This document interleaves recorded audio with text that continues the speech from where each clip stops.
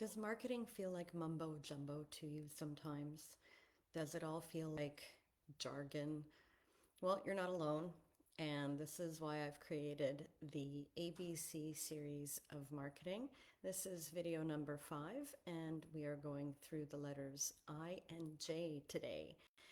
But first, I am going to tell you about my free guide that's available, and it is called The 5 Missteps That Photographers Make That Attract Price Shoppers and Drain Your Passion, Profits, and Joy, and the success factors that will overcome them.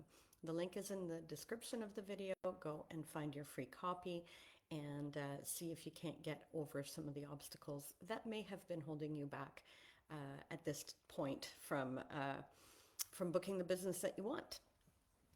We're going to go right into the first letter today, and that is I. And any guesses? We're going with ideal client. And the reason why you want an ideal client is because it helps to refine your search for clients. So when we first start out, we often want anybody with a pulse. And it's understandable because you don't want to feel like you're making your world smaller, because you feel like if you make your world smaller, there's going to be people just on the outside who could have booked with you and who didn't if you didn't, cast a wide net. In actuality, much like many things in marketing, it is counterintuitive to our regular thinking. And it's hard to grasp sometimes, but I'm going to give an analogy of a restaurant. So when was the last time you went to eat at a restaurant? Just the restaurant. And it sounds pretty silly, doesn't it? You say to your, partner, let's go and eat at the restaurant, right? There's no such thing. There are restaurants, yes, but you would never say that. You would go to eat at a specific restaurant. And when I say specific, it may not be the name of the restaurant, but it would be the type of cuisine, right? So you're going to go for Italian, you feel like Mexican, um, any number, Chinese, Japanese, Thai food, Lebanese food, all sorts. Greek food. Now I'm getting hungry and I might have to order in today. Anyhow, you get the point. So when a restaurant opens its doors, they are kind of forced to find their ideal client before they even start. And that helps them decide what they're going to do. And if you can't just open a restaurant without knowing what you're going to serve, because then you don't know what to buy to make, and you don't know what kind of chefs to get to make the food, right? And we're not forced to do that as photographers when we first start out. We can take anybody and everybody. They don't have to be from any particular group or culture, anything like that. But the reason why you want an ideal client is the same reason that a restaurant wants to serve a particular clientele with a certain cuisine. It's easier. So if you've gone to a resort, you kind of know they are probably the closest that you have to what I just called the restaurant, a buffet. And in resorts, they have this frequently. They have certain specific restaurants that cater to a particular cuisine where you make reservations. But for breakfast, lunch, and dinner, if you're not looking to make a reservation, they serve a buffet, and it's like a bunch of different food. And it satisfies for a certain number of people, but typically people want to pick their particular cuisine and they go there for that cuisine. So if you wanted really great Japanese food, you wouldn't go to the buffet and find a couple of the Japanese dishes that they might include as part of the big buffet. But you would make a reservation at the Japanese food restaurant because you know that people are, the chefs are trained to that particular cuisine, and they will probably do a whole lot better job than, let's say, the more general cooks that are just making Japanese cuisine within a bigger buffet.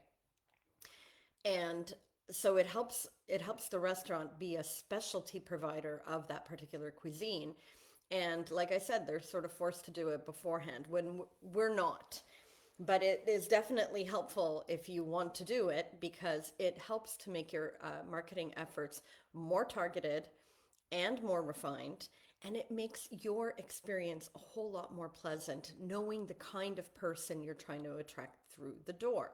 So, an ideal client, we have a lot of trouble wrapping our minds around what an ideal client is.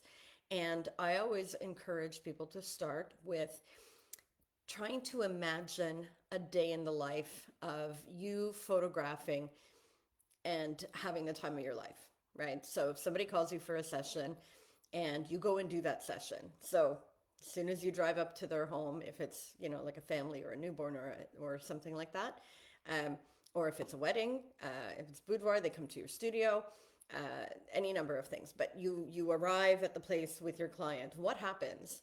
You know, if you're at their house, what's in their fridge? What you know, look around. So do like a first point of view, you know, like those first person shooter games, but don't shoot photography.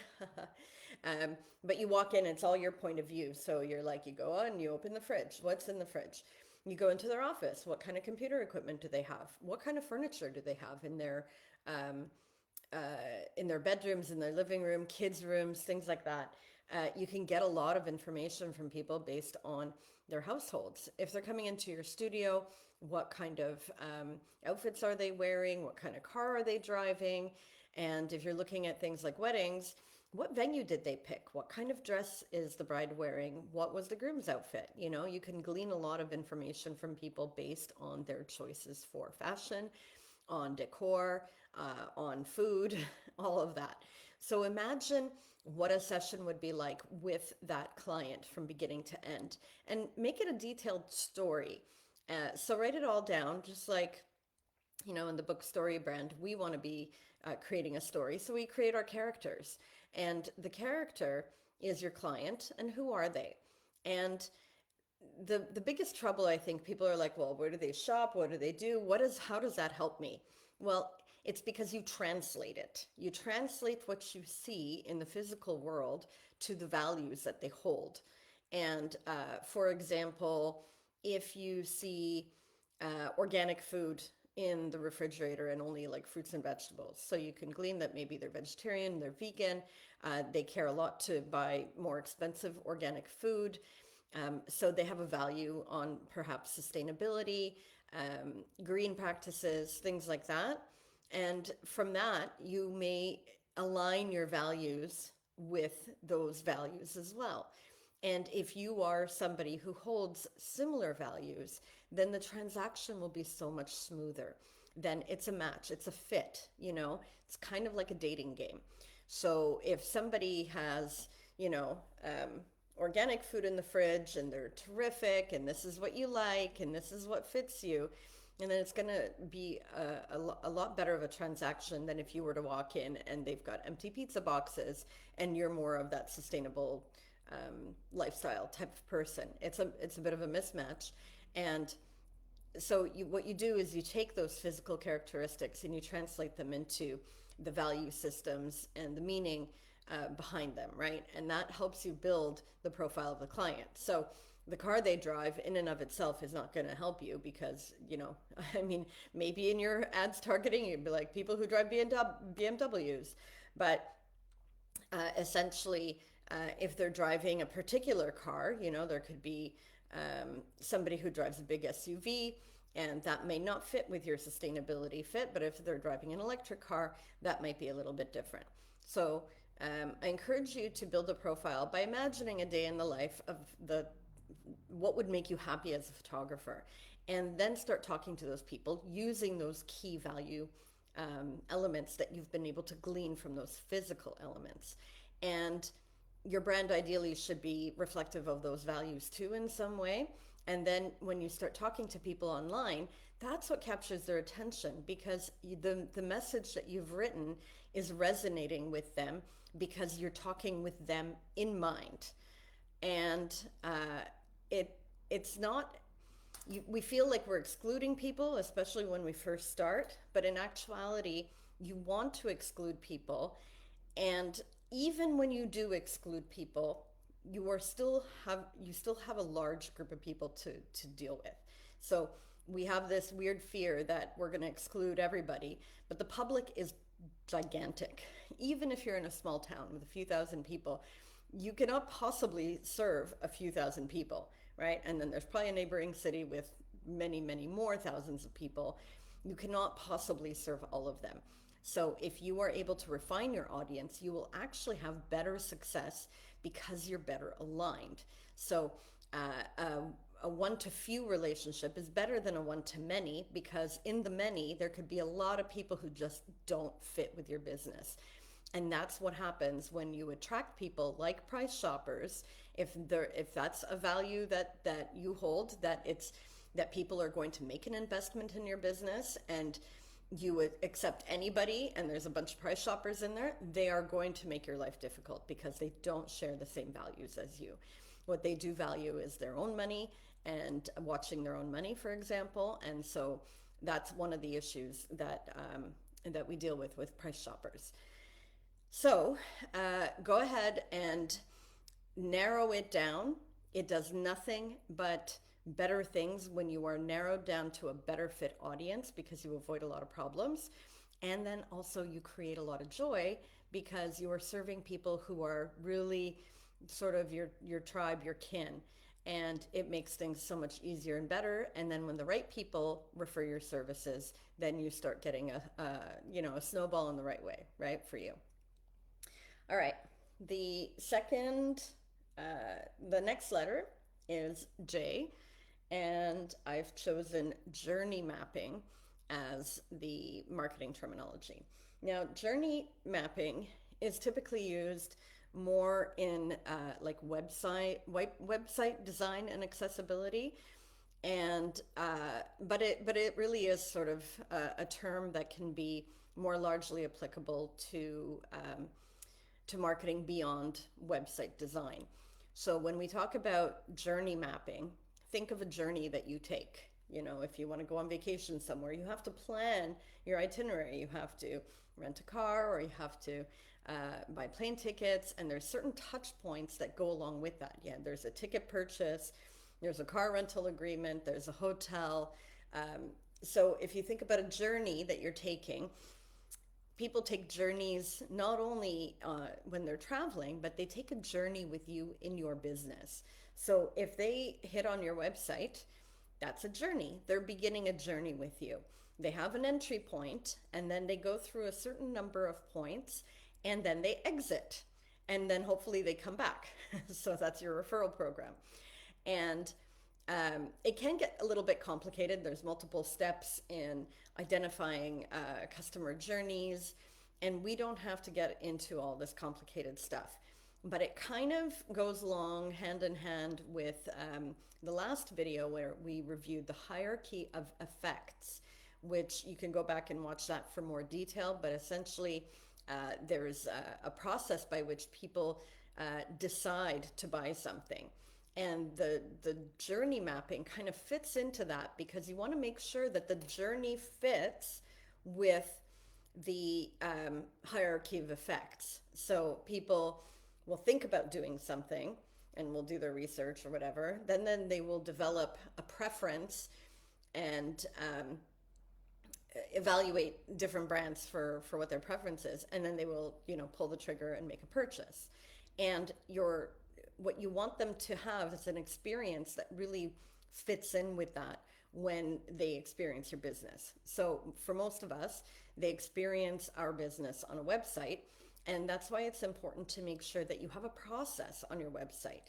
So when I do web and brand reviews, I look at this process, the journey map of your client, and I want to make sure that when somebody enters your business, that they have a place to go, that they've been told kind of through calls to action and other elements where they should go next naturally. Otherwise, if you don't give them any place to go, they might be paralyzed. They see door number 1, door number 2, door number 3, and they're like, which door do I go through? Now, IKEA is a great example of journey mapping, because they literally have arrows on the floor to lead people the way they want people to experience their business. So it is a really terrific example If you've ever been to an IKEA, if not, maybe there's some IKEA tours online on YouTube because I know some small towns don't have one close by. Uh, but you literally walk into the door, and of course, there's signs and shortcuts to go to other places, but they lead you through the journey very, very specifically. And you walk through the showroom and you get all this eye candy of these wonderful living rooms and kitchens, things that you want, and they want to lead you there. Then they lead you to their marketplace, which is where you can pick up all sort of individual products and things like that, like small things. Then they lead you to the cash, right? And then once you're finished with the cash, there's a restaurant. So they have the main restaurant, but then they have like a little snack bar at the end. So, have a snack before you leave. And they've got it all planned out. I mean, their psychology of design is pretty on point, but every place has that. There's a book by, I can't remember his name. It's called Why We Buy. And it's the whole psychology of designing a space. Like your grocery store is designed. If you probably noticed, but if you didn't, you will notice now. When you walk in, usually the fruits and vegetables are to your right, and then they lead you through the aisles, then they lead you through the impulse buys before they get you to the cash. And those examples will help you understand the client journey. And so then you can take example from that to say, how am I supposed to design my website? When we create a website, oftentimes we're going by a template and somebody else has set up a journey for us, and maybe it's somewhat accurate, but I wouldn't leave it to those designers. They're not necessarily designing for photography either. The templates that are available are for many creative businesses. Therefore, they may not have your best interest in mind. So that's where I see a lot of photographers derail, is that they create a template and they're like, oh, it looks beautiful. But they haven't really considered how their clients or prospects will experience that when they come in. Is it clear? Is it intuitive? Is it easy? Like there's so many things to think about. But we can generally follow the hierarchy of effects where people are thinking about doing something, then they start liking and preferring it, and then they pull the trigger. So if you think of the bigger bucket, you have to have a welcome page, and you have to lead. Where do you want them to go? Do you want them to go to your introductory video first? Do you want them to see a real life wedding or the latest boudoir shoot that you've done? Do you want them to go directly to the contact page? Probably not. You probably want them to go to portfolio first. So there's a little bit of thought put behind it to make sure that you are aligning with people's natural tendencies. And if you've ever hit on a website where you don't feel that, it's because the mapping journey, the client journey has not been thought out. Like, so if you've been searching for the info button or the price or the add to cart and you're like, you don't know where it is, and there's all these things like all these links coming at you and you have no idea what to do, and you're like, where is that thing? A lot of times that will lead to an abandon, where they go to somebody else's site who has thought about the customer journey and will and it will make their lives easier. So in the end, we have to make our clients and our prospects' lives easier. We have to make it easy for them to book, easy for them to reach us. And it takes a little bit of thought in the journey map that we want them to take with us. And so, you can design it so that there is highlights for what you want them to see first, and then move them along in the journey until they get to the natural end place, which is contact, and have them reach out to you. Okay, so I hope this was a great little tidbit video, and go back and watch the other ones. So we've got a few left to go. We're maybe close to halfway through the alphabet. And once again, don't forget to download your guide. The link is in the comments, and I will see you for the next letters tomorrow. Okay, bye, Shine Sparklers.